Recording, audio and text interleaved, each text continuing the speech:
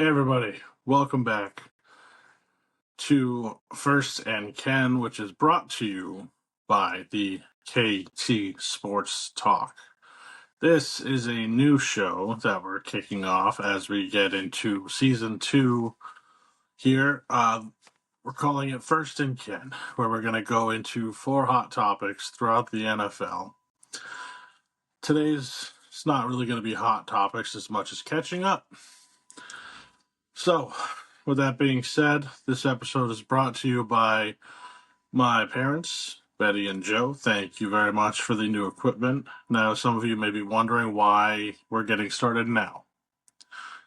Let's just say it's been a very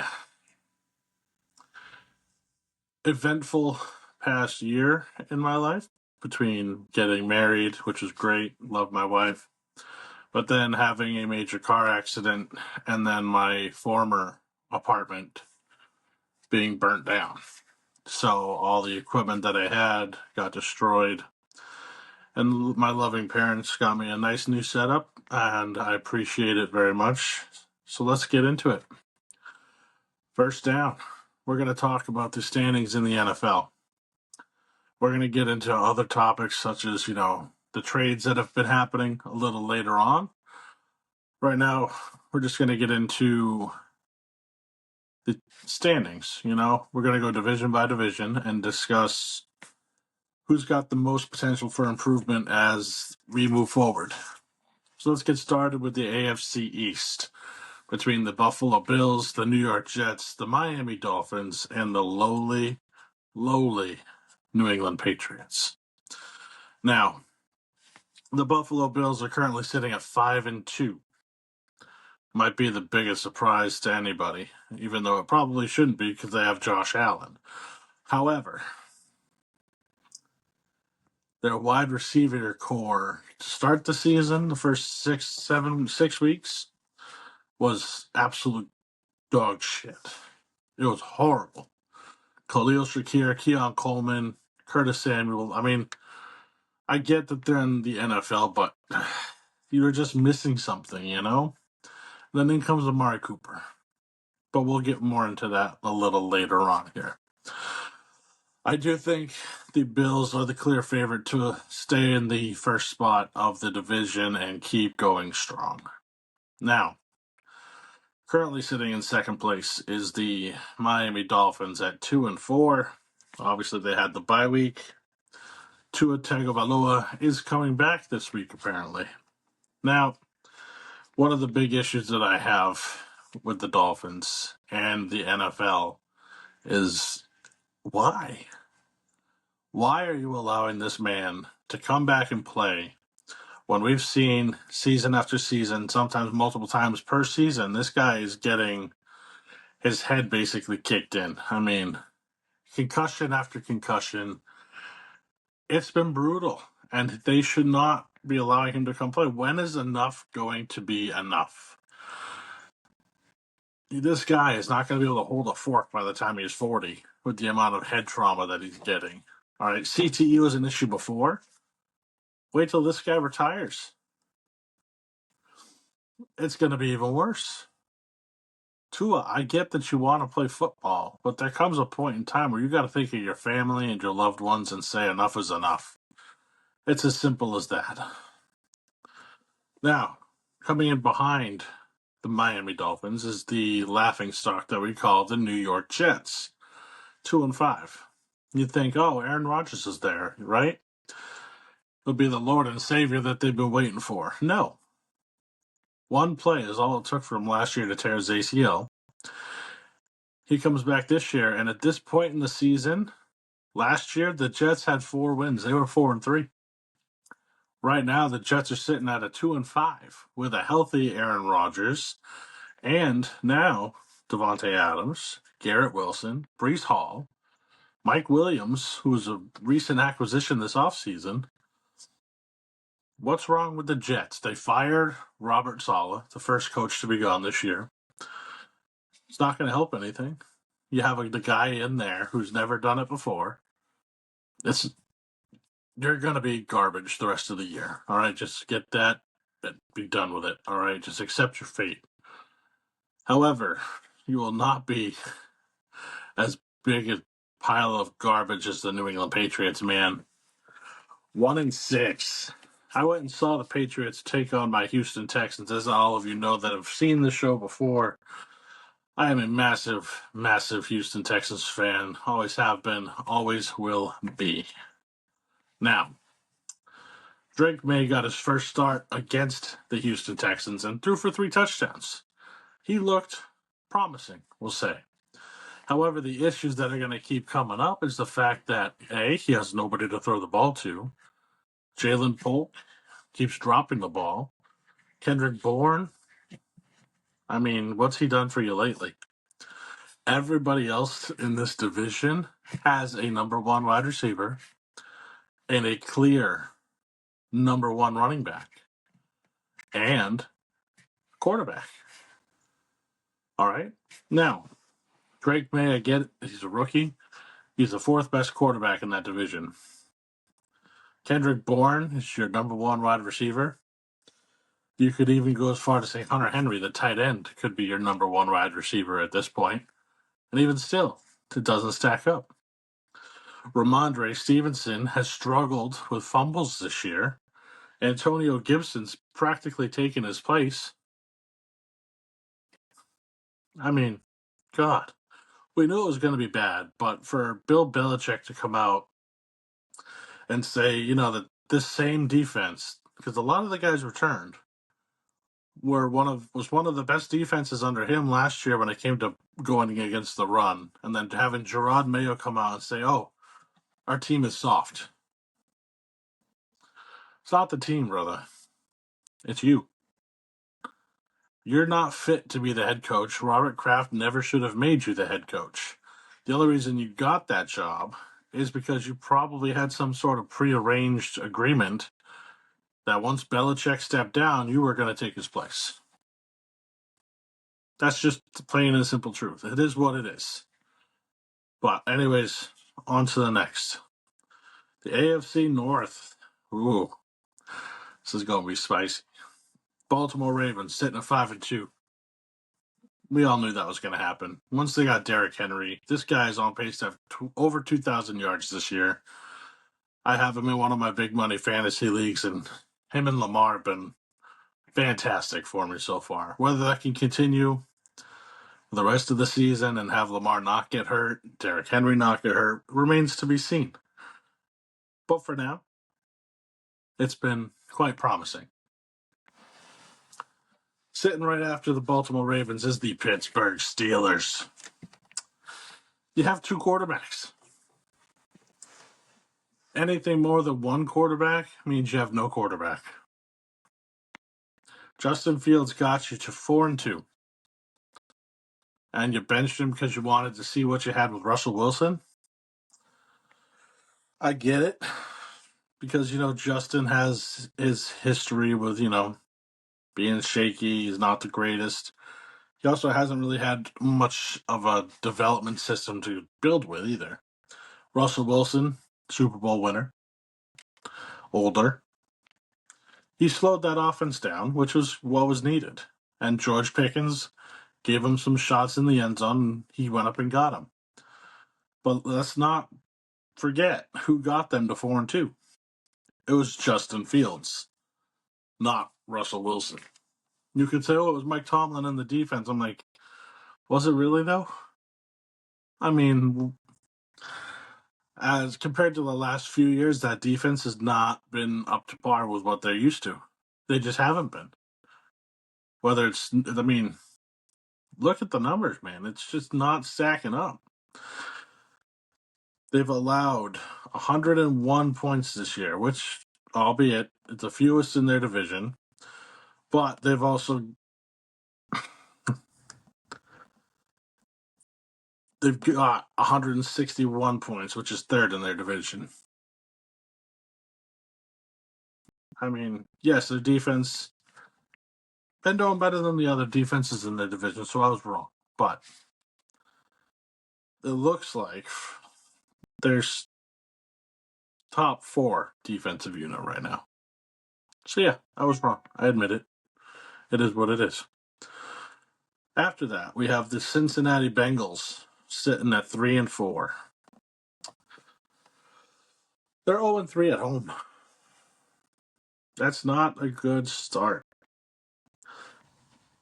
They're 3-1 on the road. You need to win games at home.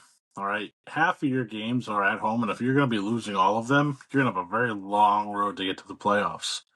If you're even going to get to the playoffs. In that division, it's very possible that you could be the lone man out. Well, not lone man, because the Browns suck. But bottom two, you're not going to make it.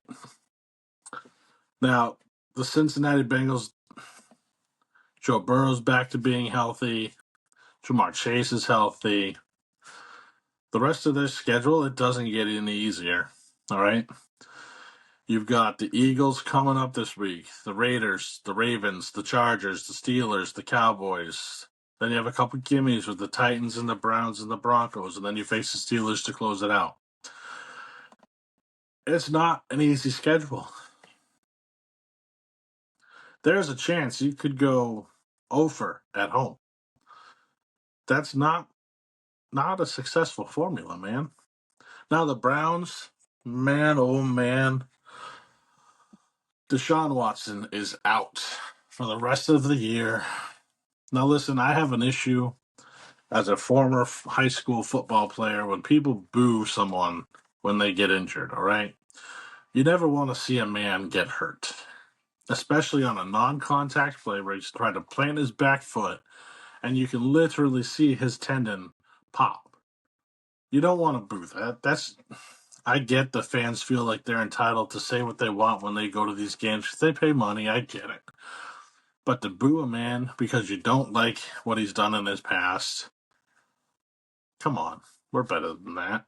I get that he's a horrible human being, but you never want to see a man get hurt. Now that he's out, though, with Jameis Winston coming in and starting this week for the Browns, I think you could see a resurgence. Kevin Stefanski has worked wonders with quarterbacks that are just pocket passers.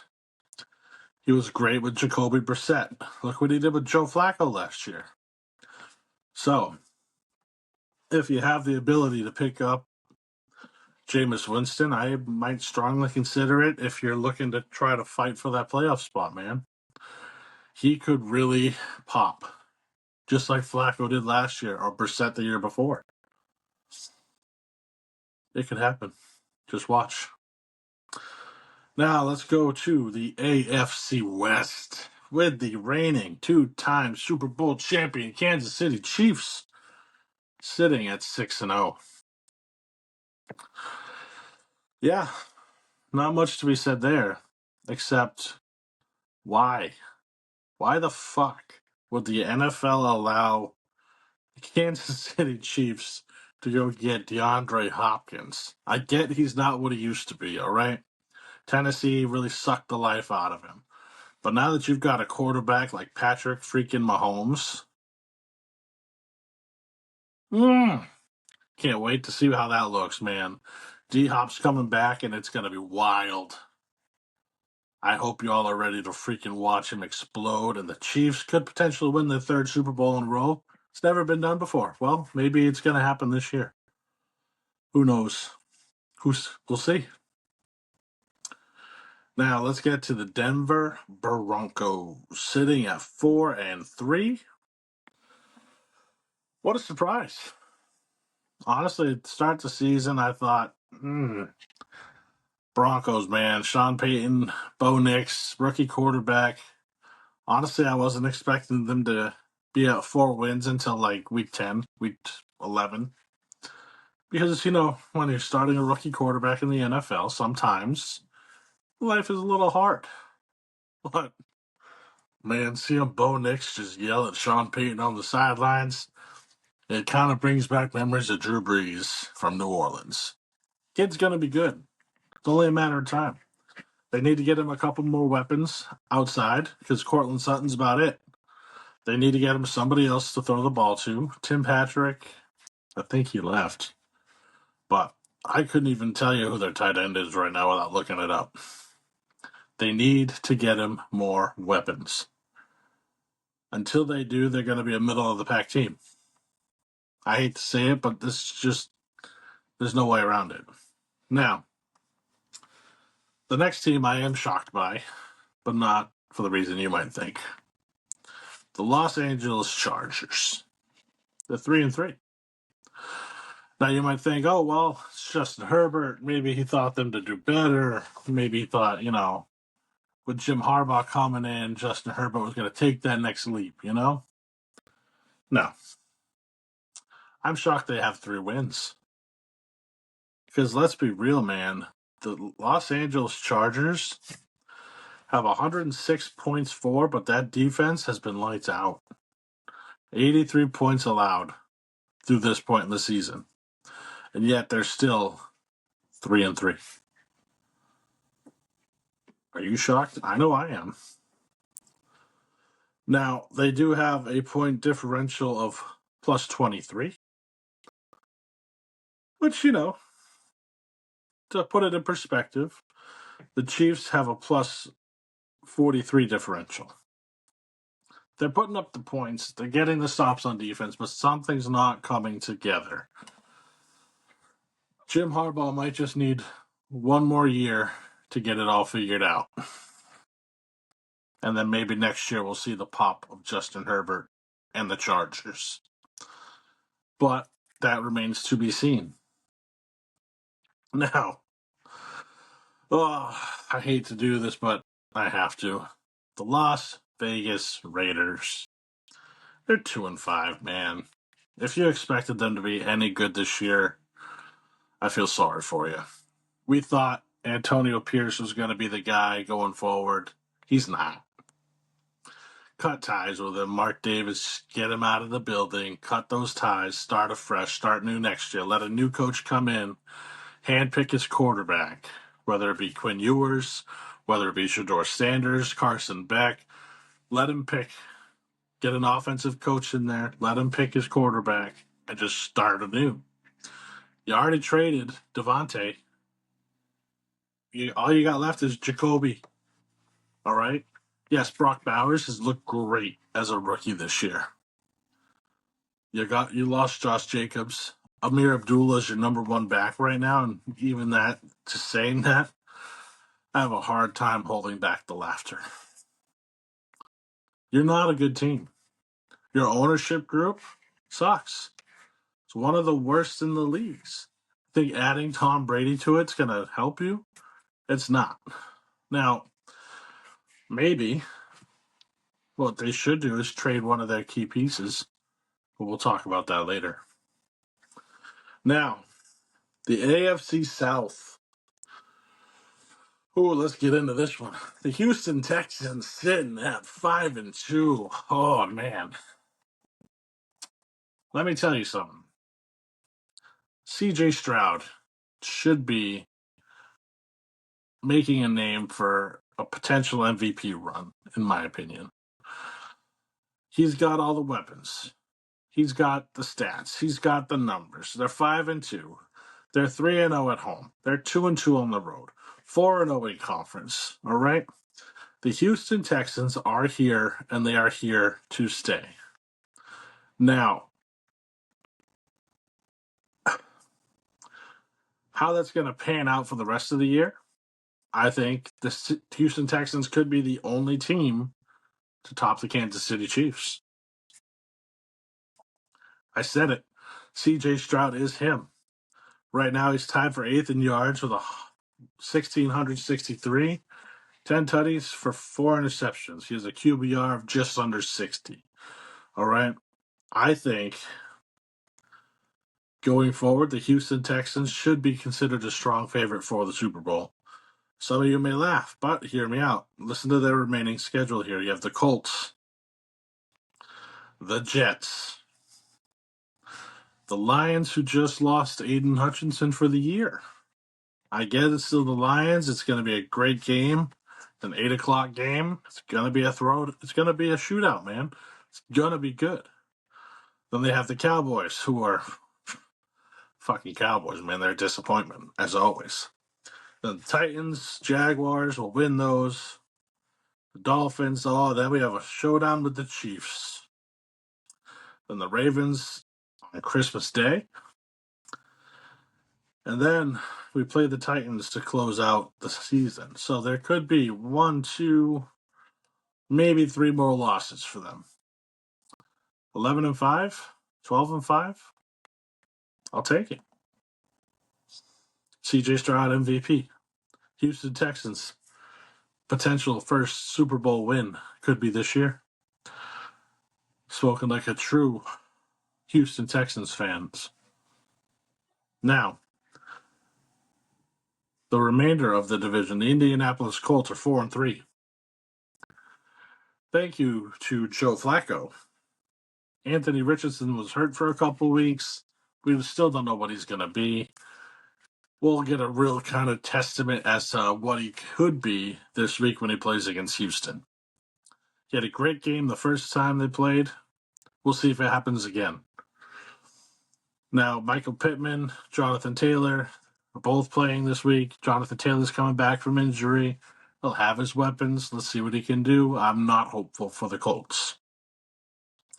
I still think that the Colts are going to be fringe wildcard team at best, and then there'll be an early exit if they make it at all. Jaguars, man, you just need to take a book out of the Vegas Raiders page and start over. Again. Maybe trade Trevor to Las Vegas. Draft a new quarterback. Start anew. Or go get Justin Fields from Pittsburgh. Start over that way. He went 4-2. His trade value right now has never been higher. Go get him. But we'll talk about that for second or third down. We'll see. Now, the Tennessee Titans, laughing stock outside of the New England Patriots, sitting at 1-5. Will Levis, not the answer, man. You traded DeAndre Hopkins, probably one of the stupidest moves you could have made. You have cap room, maybe go out and get a Cooper Kupp. Who knows? Now, second down. Let's get into the National Football Conference. The NFC.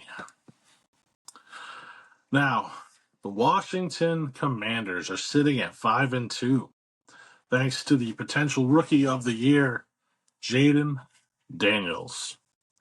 Wow, he has been phenomenal this year. He has been absolutely insane. He's like a little modern-day Lamar Jackson, man. He's a better passer, not a better runner. But what worries me is he's got a defensive head coach. Yes, Cliff Kingsbury is there to help on as an OC, but he won't be there forever.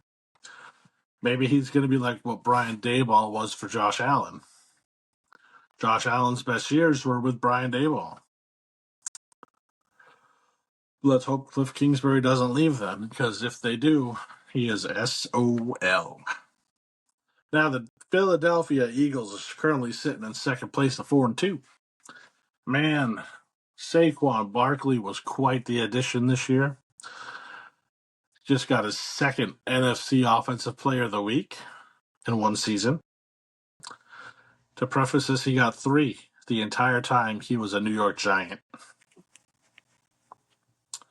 Now, A.J. Brown, Devontae Smith were both out with injuries. They struggled for a little bit, but now everyone's healthy. The Eagles are back, baby. Let's see it. And if they're not back, Sirianni needs to go. He's been chirping, and it has not looked good. It really hasn't. He's in his Britney Spears panic phase. Shaved his head, going crazy.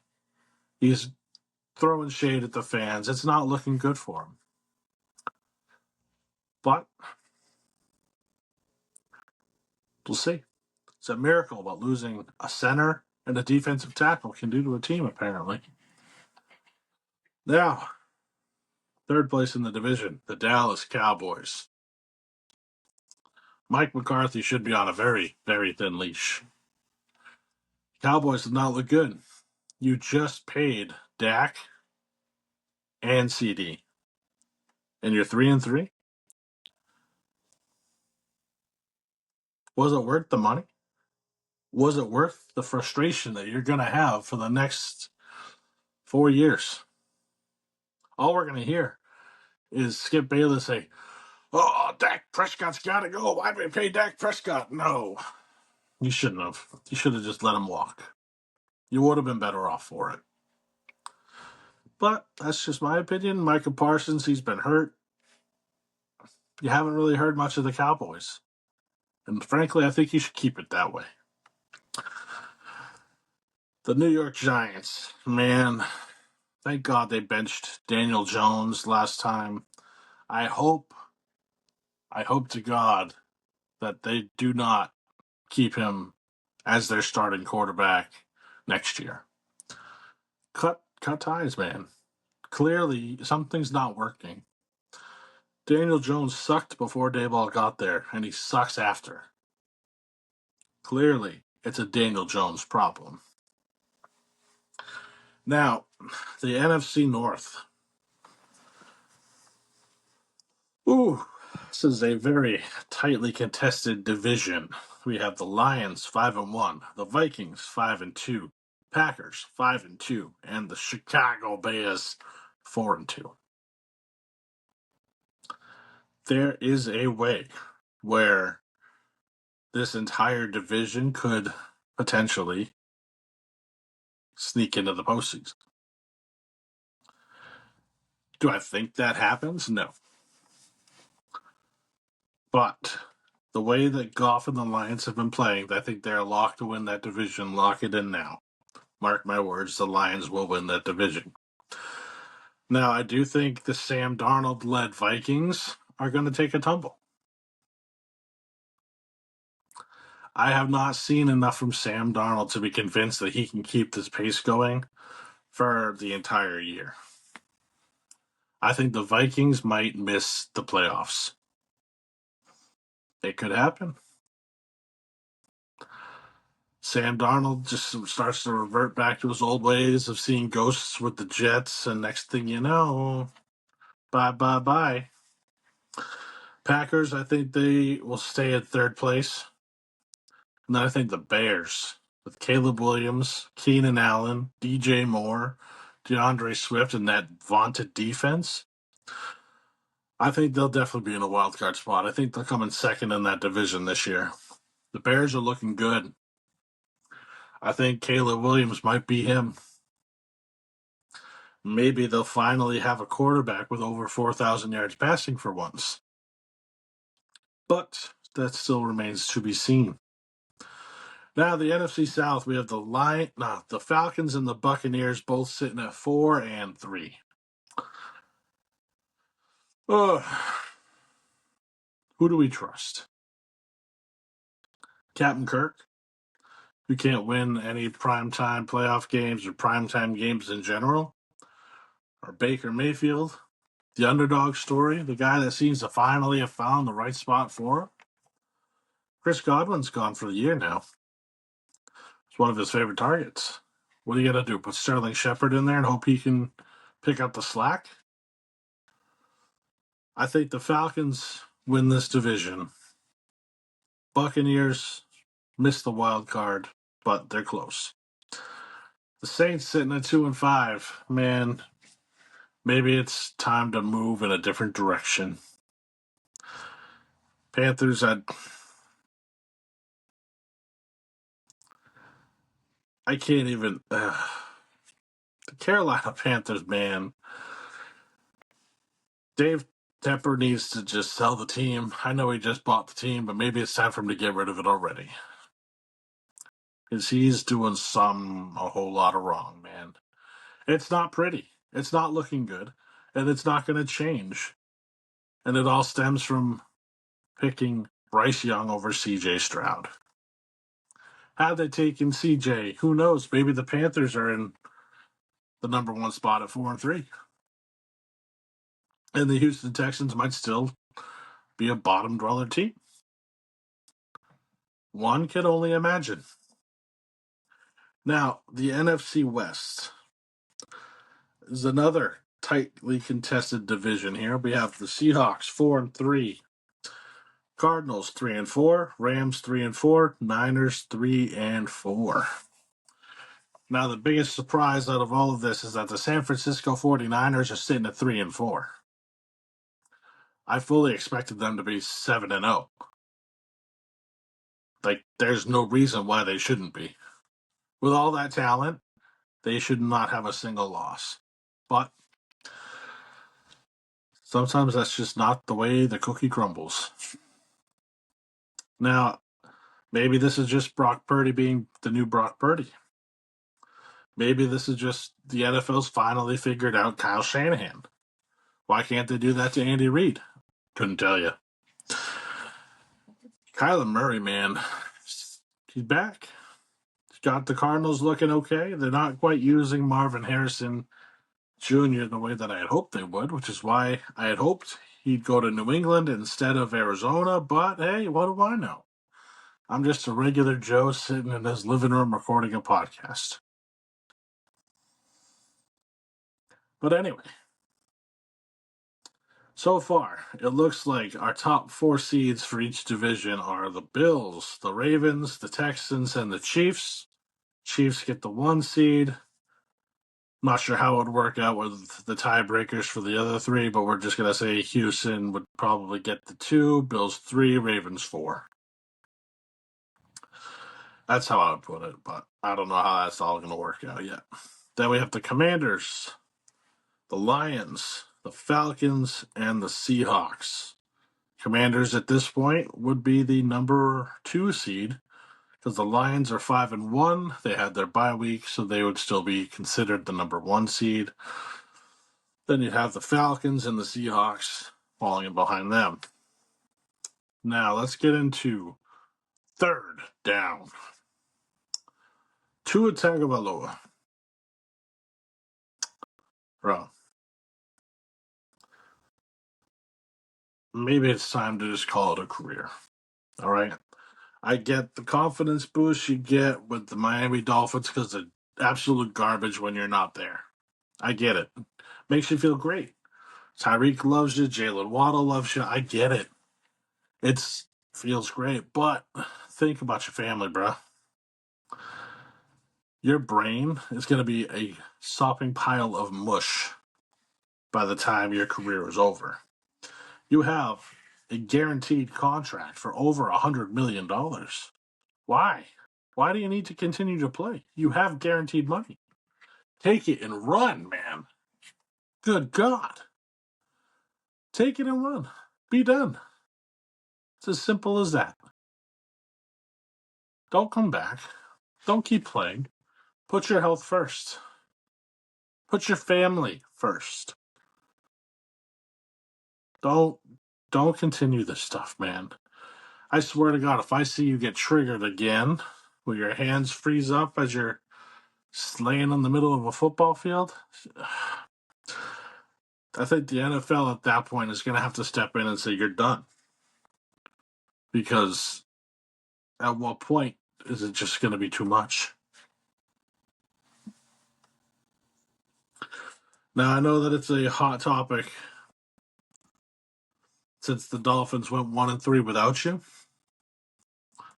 And to be fair, 1-3 without you, you're only 2-4. So they went 1-1 with you.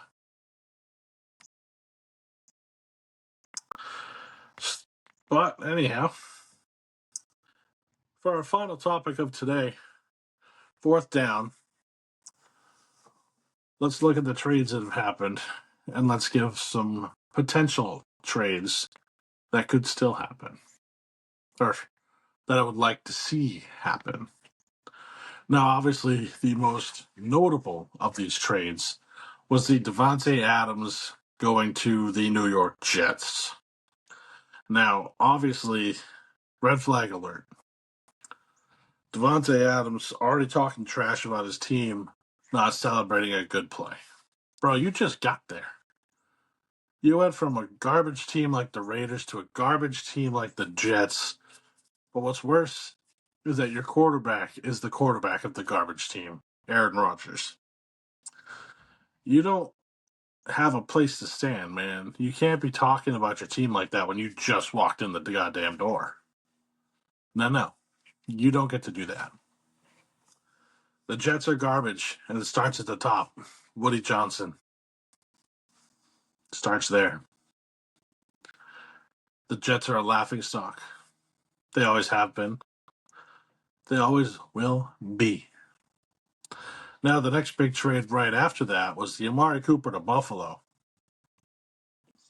Amari Cooper, he's going to help develop that wide receiver room to become something special.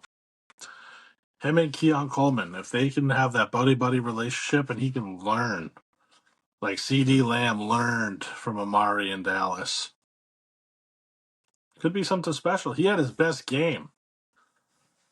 Keon Coleman did. With the first time Amari Cooper stepped on the field, 4 catches, 125 yards. Where was that before? I drafted you on my fantasy team just for that reason, but yet you didn't want to deliver until this week. Now, Amari Cooper, can't wait to see what you do in Buffalo, brother. Bring Buffalo a Super Bowl and they will love you forever. Now, the next trade we're going to discuss, D-Hop to the Kansas City Chiefs. Man, I cannot wait to see how this plays out. DeAndre Hopkins is going to be his number one guy. Yes, he's older and he doesn't move as quick, but don't worry. He'll show up. He'll be there. He'll make an immediate impact. You'll see he gets the shorter routes, which will set up some other plays for Travis Kelce. It's going to set up going to open up the downfield shots if he's taking up the middle. Xavier Worthy could really pop. But we'll see. Now, there are a couple trades that I would love to see happen that I don't think will happen. But let's just kind of get into it real quick. Let's fantasize for a little bit here, right? The Detroit Lions lost their premier edge rusher, and Aiden Hutchinson, right? Now, I'm looking at a team that's currently sitting at 1-6 that happens to have one of the best edge rushers in the game. If you're really going to consider cleaning house and starting anew, send Myles Garrett to a contender like Detroit. Send him to Detroit. I imagine Myles Garrett next to Aiden Hutchinson for years to come. Detroit could be a perennial Super Bowl contender at that point. Like, it would just be outrageous. It'd be fun to watch. Man, the Lions would be fun TV for the first time in a long time. Now, another trade that I think could happen. We take Justin Fields from the Pittsburgh Steelers because they're going to probably commit to Russell Wilson. And then we send Justin Fields to the New York Giants. Now, you'd say, oh, well, they're already paying Daniel Jones. Yeah, I get that, but Justin Fields' contract right now is nothing. Plus, he sells his fifth-year option, so you could get him on the cheap and have Daniel Jones back him up. It would provide a different spark for that offense. It would help Malik Neighbors because he'll actually have somebody who can throw the ball better than Daniel Jones throwing him the football. Now, yes, it's a short-term solution, but the Giants need help, and Danny Dimes ain't the answer. I'm sorry, he's just not. So let's send Justin Fields to the Giants. All right? It's the most logistical landing spot that I can possibly see for him right now. I'm not going to send Justin Fields to Carolina because that's just, no. Now, maybe we take Matthew Stafford from the Rams and we move him so the Rams can start to rebuild. So let's say we move Matthew Stafford over to Las Vegas and give the Raiders a real quarterback. That's intriguing. You take Matthew Stafford, put him in Vegas. He's good for at least 3 wins. At least then you just got to worry about getting a running back, which I have an answer for that too. I sure do. Now, you say, what could that possibly be? Nick Chubb just came back, which means Jerome Ford could be available. Put Jerome Ford, Matthew Stafford with Vegas. Maybe you work out a deal for Stafford and Cooper Kupp to go to Vegas. Keep the two best friends together there, Who knows?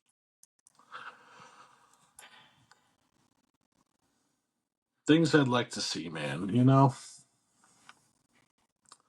Now, notice how I haven't made any additions to one particular team here, the Houston Texans, because they don't need anything else. The Houston Texans are my pick, as of right now, to be the only team that can really dethrone the Kansas City Chiefs in the AFC. If the Chiefs happen to make it to the Super Bowl,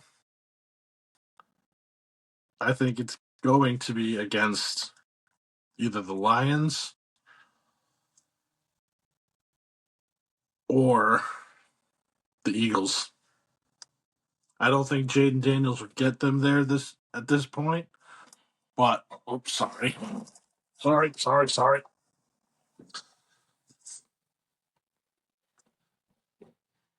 But anyways, Chiefs, Lions, Chiefs, Eagles, or Texans, Lions, Texans, Eagles. The rest of the season is going to be great.